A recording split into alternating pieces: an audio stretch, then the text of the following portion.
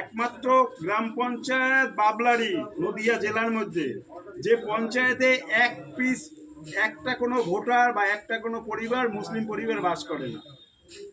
বুঝতে পারলাম? সারা পঞ্চায়েতে কোথাও না কোথাও দেখা যাবে, কোথাও একটা, কোথাও 10টা, কোথাও না কোথাও আছে।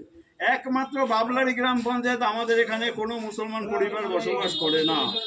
তা সত্ত্বেও আমাদের এখানে 166টা ভোটার প্লাস পরে আগে আরো বাদ গেছে, সে নিয়ে প্রায় 200-250 ভোটার বাদ গেল। এই 2 থেকে 250 যে হিন্দু, হিন্দু ভোটার বাদ গেল, এই লোকগুলা কোথায় যাবে? বলছিল তো এক পিছে হিন্দু বাদ যাবে না। তাহলে এই যে লোকগুলা বাদ যায় তাও তো ভাগ্য ভালো, মানে ভগবান কৃপা করছে যে একটা লোক মারা যায়নি। যাদের অন্যান্য জায়গায় লোকজন টেনশনে মরে গেছে, বন্ধ হয়ে যাবে তো। ভোটের কার্ড অবয়ে মানে রেজিস্ট্রি অফিসে গেলে সে যদি তার নামে জায়গা থাকে বিক্রি করতে পারবে না, জায়গা কিনতে পারবে না, কিছুই তো পারবে না। আস্তে আস্তে আধার কার্ড অফ হয়ে যাবে, ব্যাংকের বইটই সব বন্ধ হয়ে যাবে, তাহলে মানুষ পাগল হয়ে যাবে। মুখে বলছে আমরা মানুষরা